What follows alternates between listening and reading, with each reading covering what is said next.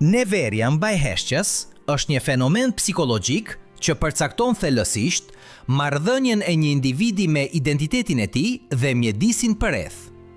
Në një botë të karakterizuar nga zurma e vazhdueshme, njoftimet digjitale dhe stimulimi i pandërprer, heshtja është dëruar nga një gjendje natyrshme në një burim ankthi, shqetësimi dhe shqetësimi për shumë njerëz. Kur një person ndjen nevojën e madhe për të ndezur televizorin sapo të mbëri në shtëpi, për të vënë muzikë në sfond ndërsa kryen ndonjë detyrë, ose për të mbushur çdo boshllëk në një bisedë me fjalë të parëndësishme, ai nuk po kërkon thjesht argëtim.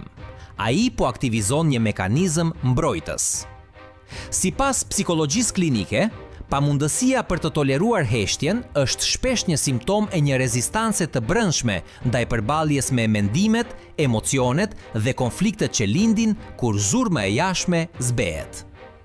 Pëlqeni, abonohuni dhe shpërndajeni. Le të fillojmë. Për të kuptuar pse heshtja është e tmerrshme për disa, duhet analizojmë konceptin e dialogut të brendshëm. Heshtja vepron si një përforcues i vetëdijes. Në mungesë të shpërqendrimeve të jashtme, vëmendja zhvendoset në mënyrë të pashmangshme nga brenda. Për dikë që gëzon shëndet të mirë emocional dhe vetpranim të fortë, ky proces është i natyrshëm dhe madje edhe restaurues. Megjithatë, për ata që janë të ngarkuar nga trauma të pasgjidhura, faj i shtypur ose autokritike ashpër, heshtja është faza ku këto zëra të brendshëm fitojnë forcë. Zurma e jashtme funksionon si një anestetik njohës. Për sa kohë që ka tingull, truri ka një objekt të jashtëm për të përqendruar, duke na lejuar të shtyjmë përballjen me veten. Prandaj, urrejtja ndaj heshtjes është, në fund të fundit, një frikë nga ajo që mund të zbulojmë në mendjet tona nëse do të ndaleshim dhe do të dëgjonim. Ankthi është një nga nxitësit kryesor të kësaj sjelljeje. Njerëzit me çrregullime, ankthi ose një tendencë për të menduar thellë, e perceptojnë heshtjen si një hapësirë bosh që duhet të mbushet me mendime katastrofike. Në qetësi, truri i shqetësuar tenton të projektojë skenar negativ të së ardhmes ose të riprodhojë në mënyrë obsesive gabimet e së kaluarës. Zurma në sfond, qoftë një podcast apo zurma e një kafeneje, shërben për ta ankoruar mendjen në të tashmen e jashtme, duke penguar atë të humbas në labirintet e shqetësimit. Ky përdorim i zërit si shpërqendrim njihet në psikologji si shmangje përjetimore. Individi shmang përjetimin e shqetësimit të vet emocional, duke përdorur stimuj dëgjimor, duke krijuar një varësi nga zurma, për të ruajtur një stabilitet emocional të brisht dhe sipërfaqësor. Nga një perspektive e psikologjisë sociale, heshtja në ndërveprimet me të tjerët interpretohet shpesh si një shenjë dështimi të komunikimit ose tensionit themelor.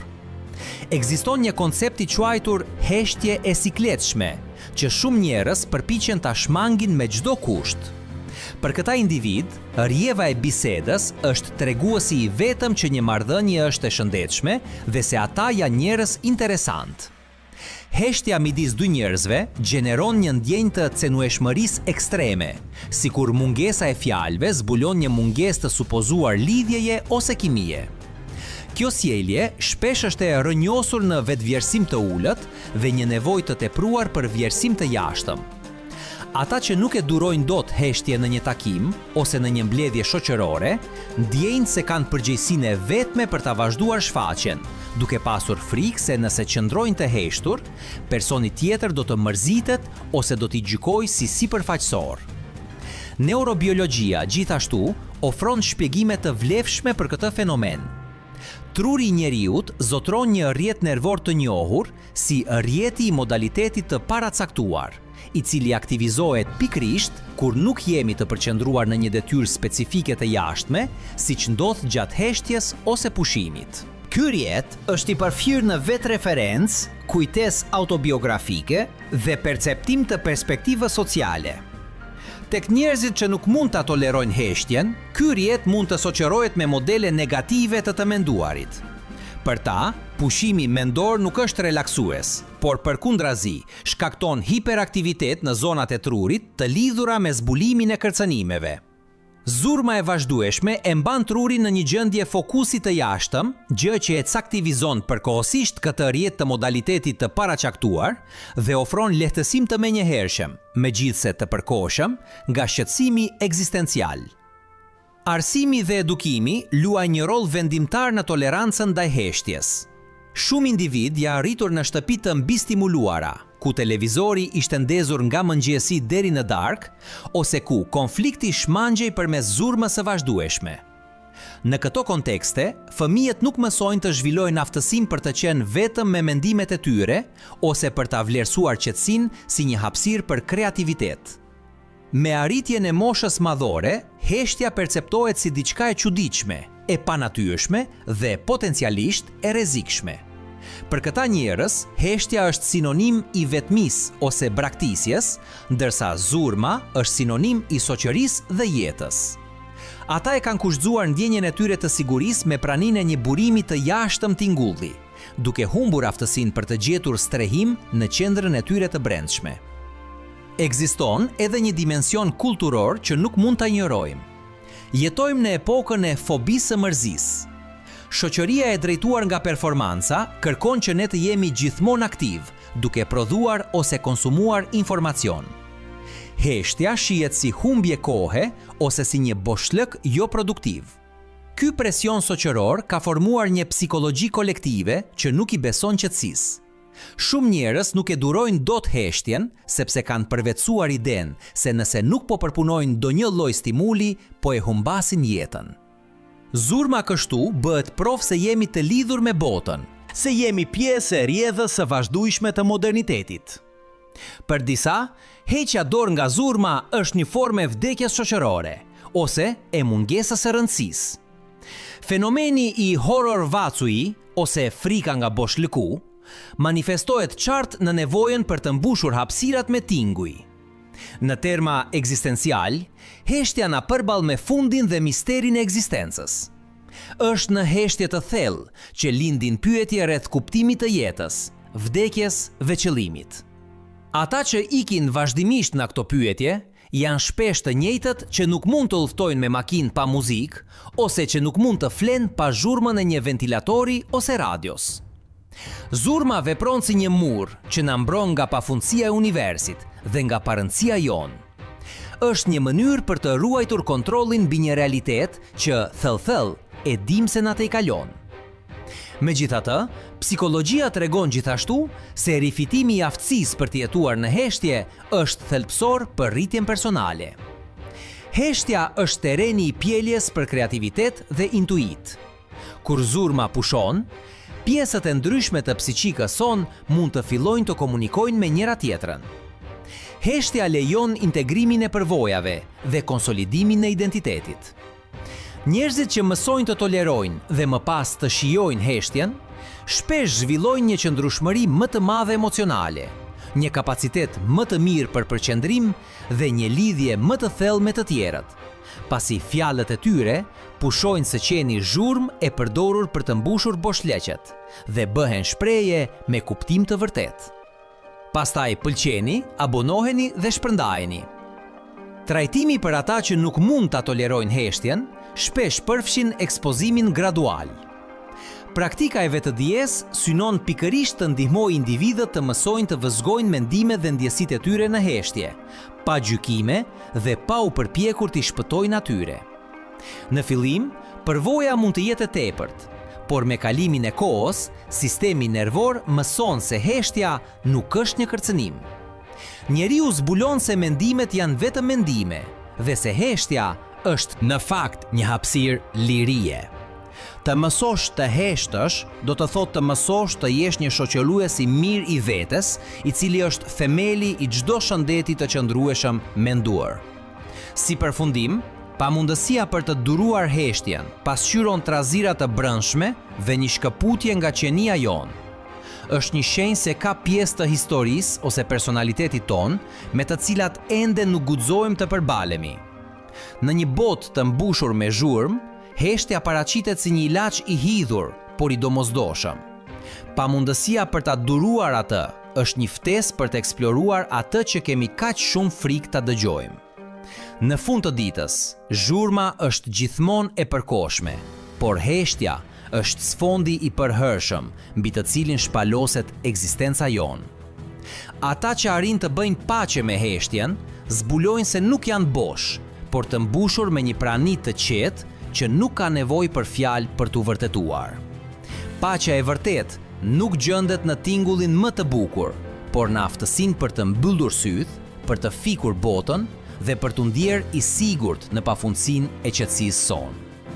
Ky pajtim me dimensionin e heshtur të ekzistencës përfaqëson një nga arritjet më të larta të pjekurisë psikologjike, sepse nënkupton çmontimin e bindjes se vlera jon varet nga aktiviteti ynë ose nga bashkëveprimi ynë i vazhdueshëm me mjedisin.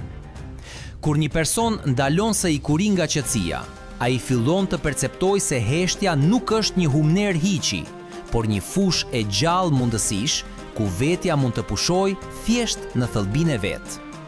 Kjo prani e qetë për të cilën flasim është thelbi i vetes, një streh e sigurt që mbetet e pashqetësuar pavarësisht stujve të jashtme. Duke pushuar së mbushuri çdo sekond me zhurmë, ne lejojmë që kjo prani të shfaqet, duke na siguruar një vlerësim të brendshëm që është pafundësisht më i qëndrueshëm se çdo duartrokitje, koment ose tingull miratimi që vjen nga jashtë. Procesi i gjetjes së sigurisë në qetësinë tonë kërkon stërvitjen e vëmendjes sonë për të na distancuar nga mbistimulimi modern. Në heshtje, truri ndalon së përpunuari informacionin e jashtëm dhe fillon të tret vetjetën. Është në këtë gjendje që mendja mund të kryejë punën e saj të sintezës, duke integruar atë që është mësuar dhe duke shëruar atë që është plagosur. Paqja e vërtet manifestohet kur heshtja pushon, së qeni një armik që kërcënon të zbulojë të metat tona dhe bëhet një aleat që na ofron qartësi. Duke mbyllur syt dhe duke fikur botën, ne nuk po praktikojmë arratisjen nga realiteti, por një kthim në origjinën tonë. Ne po pranojmë se burimi i stabilitetit ton nuk është në këngën më të fundit, lajmet më të fundit ose bisedën më të fundit, por në aftësinë për të mbështetur veten pa patericat e zërit. Kjo pafundësi qetësie na jep gjithashtu një perspektivë të re mbi marrëdhëniet tona. Ata që kanë bërë paqe me heshtjen nuk i përdorin më të tjerët si mburoj kundër vetmisisë së tyre, as nuk i përdorin fjalët si mjete për të fshehur boshllëkun e tyre. Kjo lejon që takimet me të tjerët të jenë shumë më autentike, pasi ato lindin nga dëshira për të ndarë dhe jo nga dëshira për t'i shpëtuar heshtjes. Heshtja e përbashkët bëhet atëherë prova përfundimtare e besimit dhe intimitetit.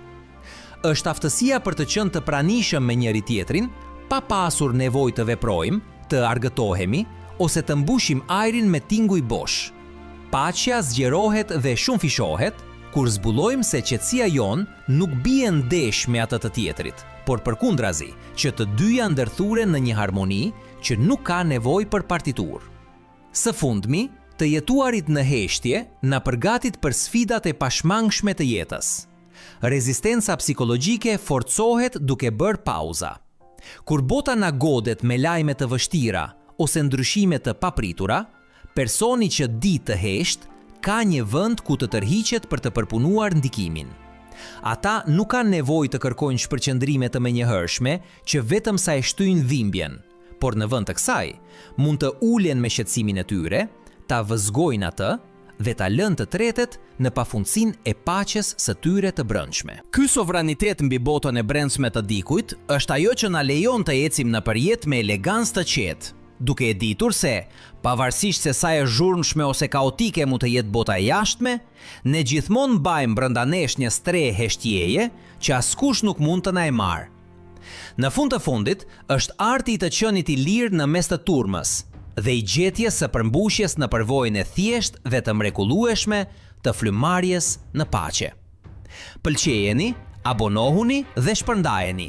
Shihemi herën tjetër.